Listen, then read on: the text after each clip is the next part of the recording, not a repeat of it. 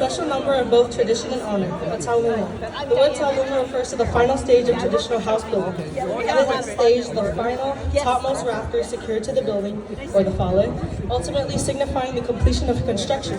Similarly, the taulunga marks the conclusion of a monumental task, celebrating all the beauty within it.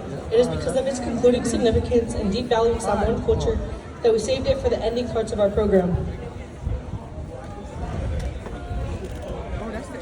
Traditionally, the Samoan siva is performed by the daughter of the village chief, the tapo, who performs representing status and cultural honor.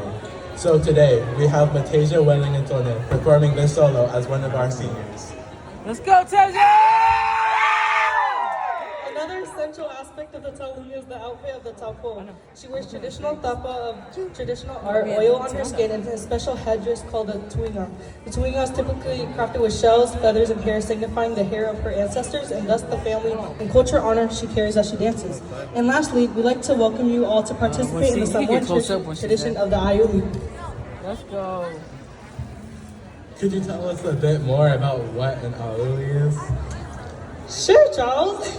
Equal to being a part of a Tongan Whakapale, participating in the aiuli is an opportunity for people to put on or throw dollars over the taupo as a gift in celebration and appreciation for her siva.